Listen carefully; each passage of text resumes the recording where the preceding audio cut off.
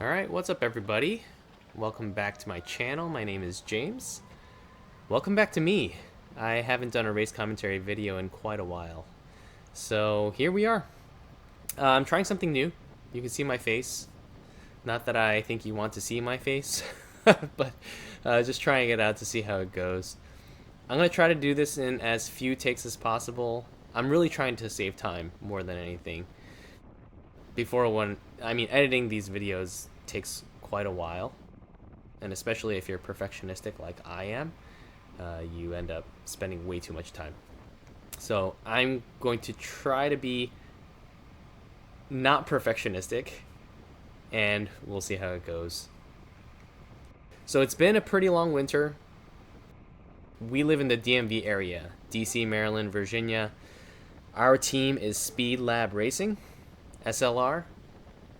And in this particular race, this is the B race for the Cat 3 and 4 riders. We have 5 guys today. So this is the first race of 2026, so we are really excited to be out here, especially with nice weather like this. It was in the mid-50s, sunny, and there actually wasn't that much wind when historically TradeZone has quite a lot of wind. So wind wasn't going to be too much of a factor today, but any wind that was on the course was coming from the south. So as this little yellow dot starts drawing the course here, you'll see that this course is like an upside down Hershey kiss. There are 3 corners on the course. All the corners are very wide open. Very non-technical course. We just went down a downhill coming in this southward direction. When we go back up northward towards the start-finish line, it's going to be a drag uphill. So it will be an uphill finish. So that finishing sprint is a little bit longer than most people think it is. And especially because you're coming around a bend too, you think the finish is going to be like right there. And then it just keeps it just keeps going until you get to the finish line.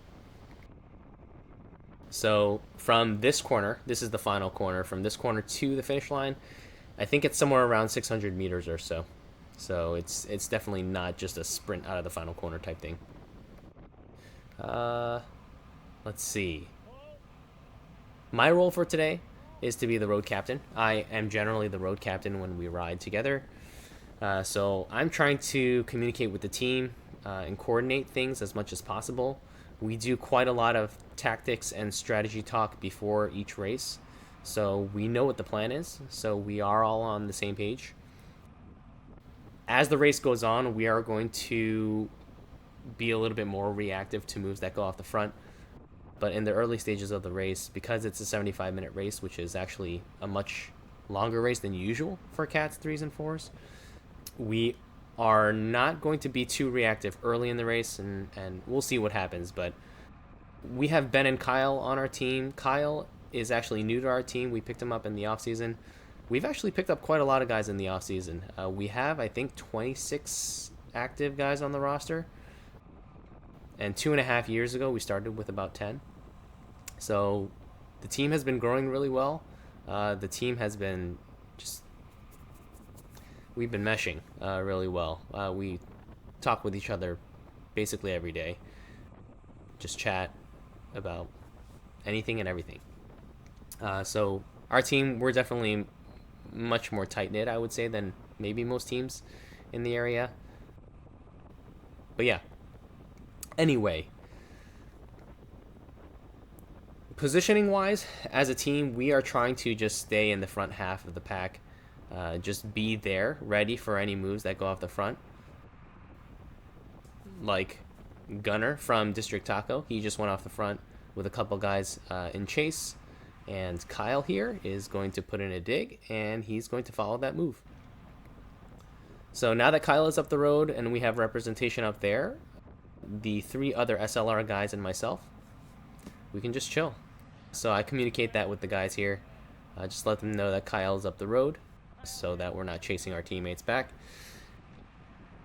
Yeah, we'll be ready for the next move when that move gets brought back. Part of the talk was getting Ben and or Kyle into the break and trying to make the break stick with them. And My goal is basically just to expend as much energy as possible to shut down anything that tries to chase down that break if Ben or Kyle are in it. So I am very much here in service of the other guys on the team. If it were to come down to a field sprint and the pack were to be together, then I would be a part of the lead out, and we had already talked about coordinating a lead out as well. Excuse me. My GoPro, I normally have a rear GoPro, and I realized when I got there that I had taken off my rear mount, which is on my saddle. I had taken it off a few months ago and I never put it back on, and I haven't been riding outside, so I didn't even notice. So I was only able to run a front camera today, so I apologize for that. I will try to have rear camera footage in the future. My GoPro battery probably won't last 75 minutes, so I did capture the first 7 minutes or so of the race, and then I turned it back on later when I felt like it was safe to turn it back on and it wouldn't run out before the finish. So I think I caught the last 45 minutes of the race or so. So we'll be able to see at least the last 45 minutes of the race and see what went on. And I will fill in any of the information on what's going on in the race. This is a good example here, actually, of me barely pedaling. Under 200 watts here, and I am moving up through the entire field. So you can see Kyle is back here. We had the pack brought back that move that went off the front. And then we're just going to be ready for anything that goes. Alright, we have hopped forward to about 30 kilometers left in the race, which I believe is around 42, 43 minutes left. At this point in the race, a few minutes before this, Gunner from District Taco, who was definitely the #1 break candidate to follow in our pre-race talk. We knew that he's a very high FTP diesel type guy. So he actually put in an attack. Ben followed along with, I believe, Redshift rider. So there are 3 riders off the front in a break here. I am just sitting in. My goal, like I said, I'm going to be catching and killing pretty much everything that goes off the front, or as much as I can at least. So I have to be in position to do that. So we're going to fast forward a little bit here. Alright, so you can see a couple riders are off the front. So I'm going to put in a dig here. I'm going to solo bridge to them, try not to tow anybody up. Over 800 watts, so it stings a little bit. And then by the time I get there, the official here mentions something about the Masters race. So the Masters 45 plus race is also on the course at the same time. And I think they did mention at the beginning of the race that if the Masters field did catch us, they would neutralize the field. So once Owen, this rider in front of me, and Trey from NCVC, who was the other guy who were off the front, once they heard this, I think we just assumed that the Masters 45 plus field was behind us and they were going to pass us. So we were pushed over to the right side of the road. I don't know if the rest of the field, our field, I don't know if the rest of the B field knew what was going on. We were kind of confused too. But anyway, so we're kind of in this confused state, a limbo of like, are we still racing? Are we not racing? But anyway, we just continue on.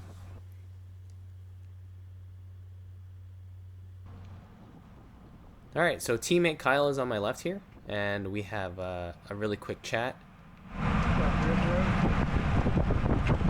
Ben's up the road. Ben. Follow. So you hear me tell him that Ben's up the road, and then immediately Shane from Redshift, I think? Yeah, Shane from Redshift puts in an attack on the left side. Actually, come to think of it now, I don't know why he did that, because I think he has a teammate in the break up the road. But anyway, I told Kyle to follow. He immediately followed. It's really, really nice to have teammates that will listen to you. It makes me feel kind of powerful, actually, to just say something and my teammates will do it without questioning me. So I guess they have some trust in me. But anyway, there's actually a Fed Hill rider who follows them. So now there are 3 of them in chase of the 3 that are already up the road. All right, I remember this moment in the race. The pace was kind of high. I should have been in better position. It basically comes down to that. I think for the most part throughout the race, I was actually in really good position to follow moves, and I followed quite a lot of moves the rest of the race. But it was, at this moment, there were maybe, I think, 5 riders that were in chase of the riders that were out in front. So there is a group of 5 up the road with Ben and Kyle both in that move. This chase group, I believe, is also 5. If I was in better position, I could have just been in the wheels, and then I could have just gotten that free ride, and I could have basically sabotaged that break, that chase group as much as possible. That would have been ideal. Honestly, thinking about it, the threat level of that chase actually getting to the front group wasn't extremely high, especially because Gunnar, Ben, Kyle are all very strong riders, and I was assuming that the 2 riders who were with them were relatively strong too. It turns out that they were actually working really well together. They were rotating pretty smoothly throughout, which is why the break ends up staying away from that chase group at least. Oh, spoiler, sorry. The chase group doesn't make it eventually. But at this point in the race, there's a group of 5 up front, there's a chase group of 5, and then there's the main pack, which I'm in right now. All right, so here's a move by, I believe it's a DVR rider. August from Total Civil Construction is on his wheel. So I snap to close it, and I'm just going to sit in. I'm not going to pull. I'm just going to sit in. That's basically what I do the entire race. August also has a teammate up the road in the chase group. So obviously he's not motivated to pull that group back. So this DVR rider is kind of stuck on his own. We both got teammates up the road. All right, so remember I mentioned the Masters 45 Plus race? This is where they actually come around us. So we pull over to the right side, and the Masters 45 Plus guys roll through. We're all yelling to the B guys just to make sure they're going on the right side, just to let the Masters guys pass. But eventually, what happens is there's a situation now where our pack has the Masters 45 Plus race in between us and the chase group and the break. So what you'll see is actually they're going to neutralize the race. But we're not 100% sure what's going to happen. So I think some guys were still racing, and we just carry on. So about a half lap later, what happens is Sam on the right.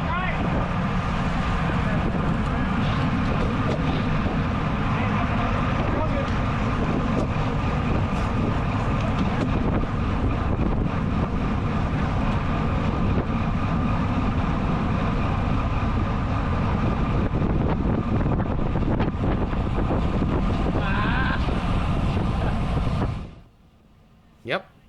There were a few guys that put in an attack. We were all following. It was a pretty hard dig. And then we come up to the line and everything is neutralized. So what they decided to do was they let the Masters 45 Plus race go first, because apparently their race was traveling faster than ours. And then they gave the gap to the break. So Ben and Kyle are in the group of 5 in the front break. They let them off first, and then I believe maybe like 7 seconds or so, they let the chase group start, and then I think close to 20 seconds after that, we were able to restart. So once we restart, Ben and Kyle told me that this restart lap was the hardest lap that they pulled. So they were really, really moving and trucking the entire lap. So it was pretty hard for them in the break of 5, but like I mentioned before, they stayed away from the chase group, and eventually the chase group falls apart and some of those guys come back, and then we'll see that later in the race. All right, on this restart lap, Anthony is on the front here. I know he's not pedaling that hard, but I don't know why he's on the front. Follow, Anthony, follow it! Follow it! Come on, guys! you can hear the annoyance in my voice. I yelled to Anthony to follow those two guys. He didn't, so I screamed. Just in case he couldn't hear me or something. Hey, follow everything and sit on it. Don't leave any little gaps. Okay. Yeah, so what I was telling Anthony there was I said don't leave any gaps. Like if riders are riding in front of you, just stay on their wheels. That's probably going to be more efficient for him. But then he tells me that, I don't know how much I have left in the legs, which is fair. But honestly, after I said okay after that, and I did share this with him after the race, when we're racing, there are always going to be times where our legs are hurting, and there are always going to be times where we want to quit. But honestly, I expect of myself and of my teammates that we just ride hard and we ride ourselves into the ground. Just don't give up.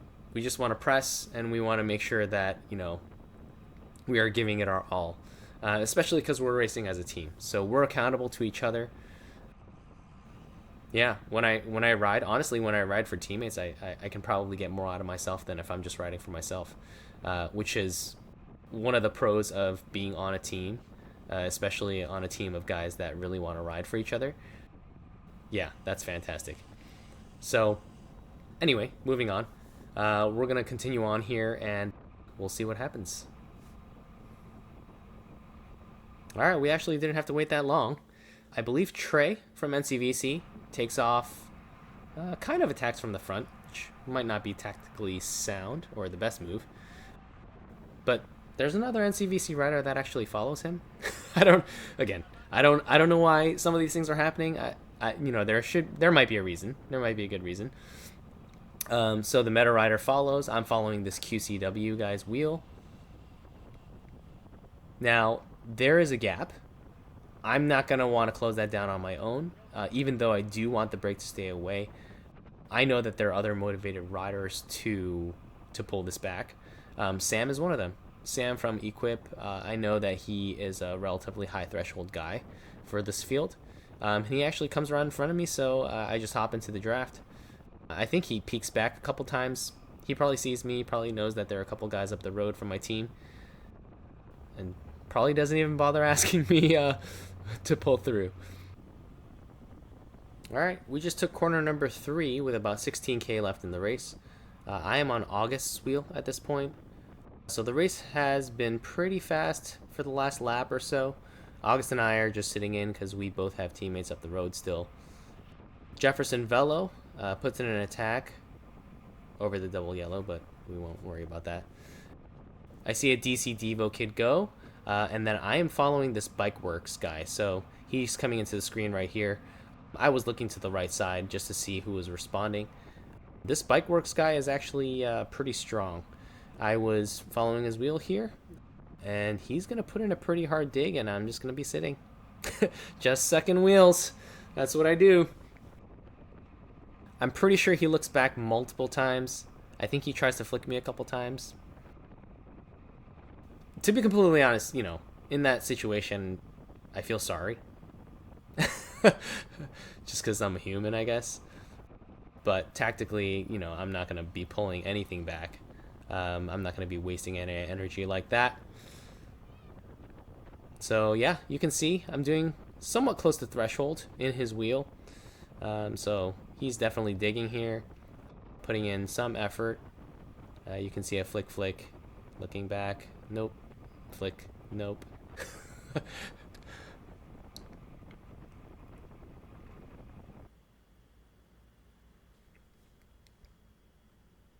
All right, 14.3K to go. This Bikeworks guy is still motoring, but the pack is on us here. I was asking Luke, I believe, from Fed Hill if he still had one rider up the road, and he does. So there's a move here that goes on the left. I'm pushing hard, seated, hit 800 watts just to follow the wheels. And then again, just going to suck wheels, sit in. All right, with about 11.7K to go, you can see that there are a few riders up ahead of us.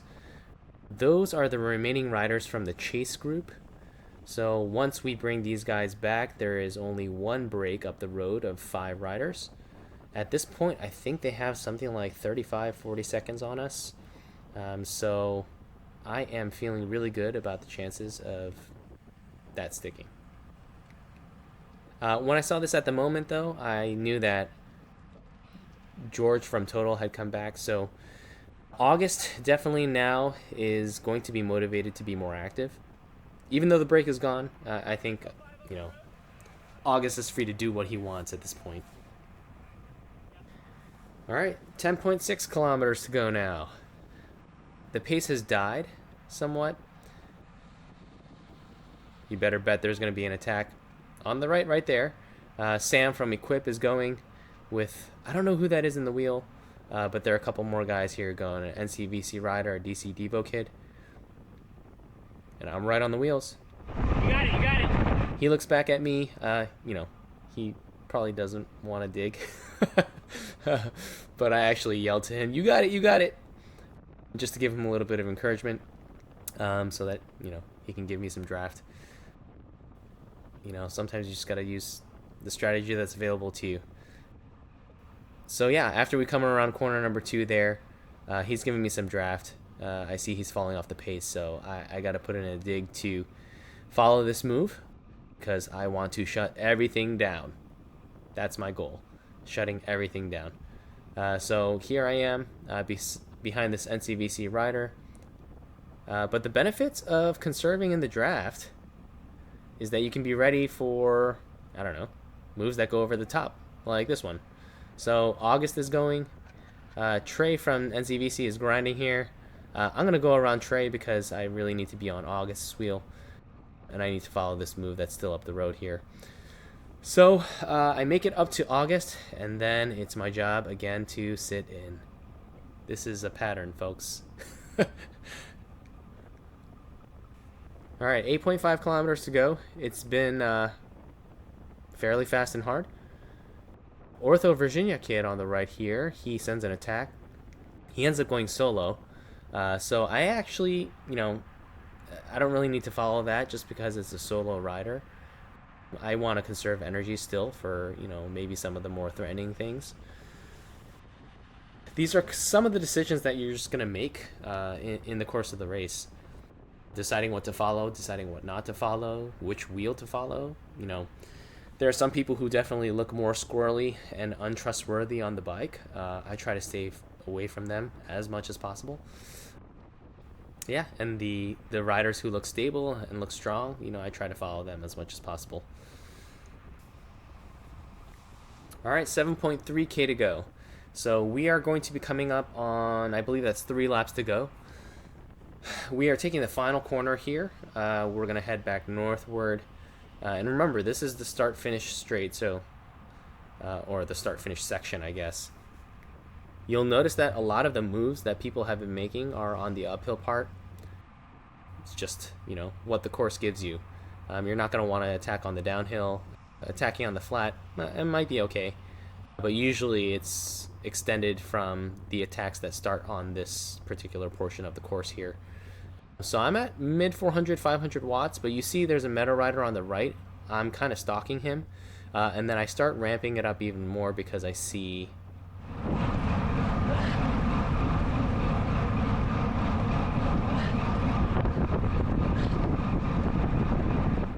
Yeah, I see that he's going to go off the front. So I follow him. I put in a pretty good dig. He's looking back quite a lot. So maybe he's looking at the field to see if they're following. But we have some sort of a gap here. At least a little one.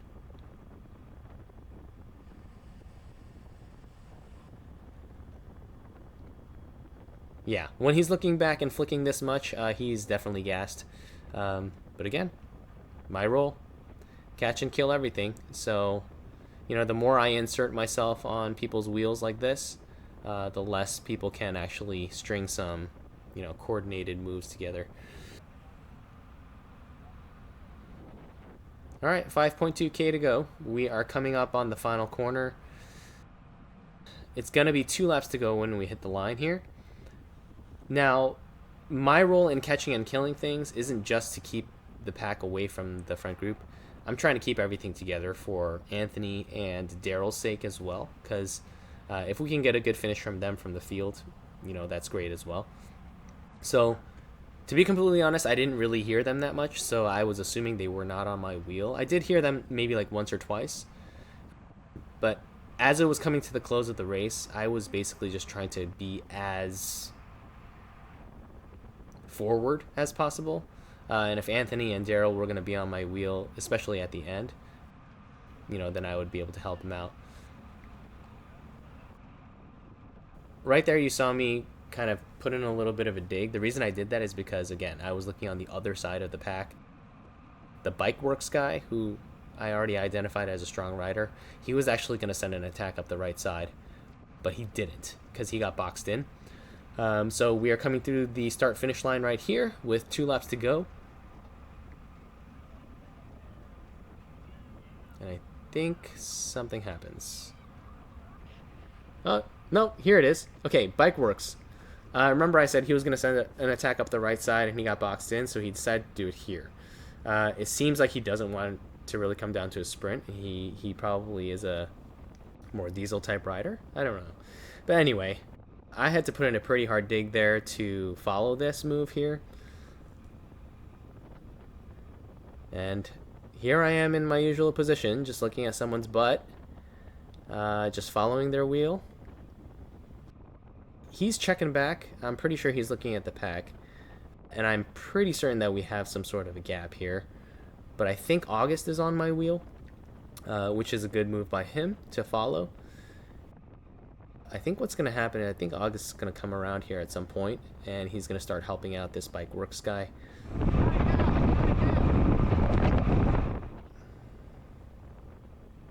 But yeah, this guy's a tank. Look at him. Alright, 3K to go here. Yep, August comes around, giving the Bike Works guy a little bit of a reprieve. I am definitely not going to pull. Okay, so I'm pretty certain that the brake's going to stick. I mean, there's 2.8K left. They have probably like a 45-second gap on us. There's no way we're going to bring it back. But yeah, even still, I want to keep everything together and bring this move back to the pack to give Anthony and Daryl a better shot at upgrade points or a good finish. Yeah, I'm sure August and Bike Works are kind of talking to each other saying, yeah, this Asian SLR guy is so annoying. But yeah, I'm sitting in. This is what I'm supposed to do. Sorry. Alright, at this point, we got the bell. 1 lap to go. I think we still have a little gap. Yeah, I didn't really look back. I was kind of more of just focused on what's in front of me. The Bike Works guy loses August's wheel a little bit here, just making things harder for himself. But yeah, I think by the time we get to corner 2, maybe, I think the gap was pretty much closed by that point. So as we are rolling down south on the course, coming up to the final corner, it's going to be all together. All right. Yep, 950 meters to go. We see a Jefferson Velo guy in my screen come up on the right. Now, at this point, I've got riders on my right and left here. I still want to stay forward. I don't hear Anthony or Daryl say anything, so I'm just assuming that, it's just me out here. Alright, so 2 Jefferson Velo guys assemble on the front. They start pushing before the final corner. So it kind of clears up some space for August and for myself. And I'm just going to sit in and just do a sprint, I guess. Alright, so from the corner, one of the Jefferson Velo guys is getting up out of the saddle, leading his teammate out. To be completely honest with you, I think you need at least 2 guys to do the lead out on this section here. Because with about 350 meters to go, we have to start the sprint. August gets up out of the saddle.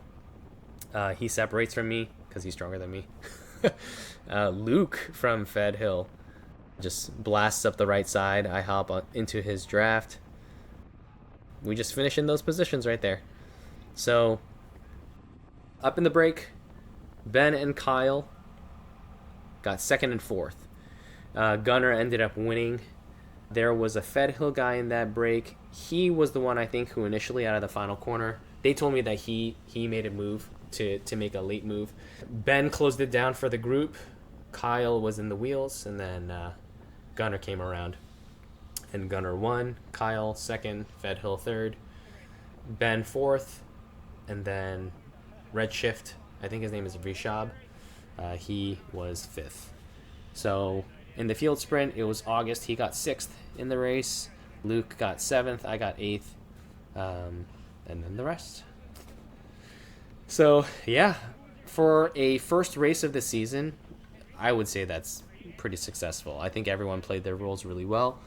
We got good results with a second and fourth.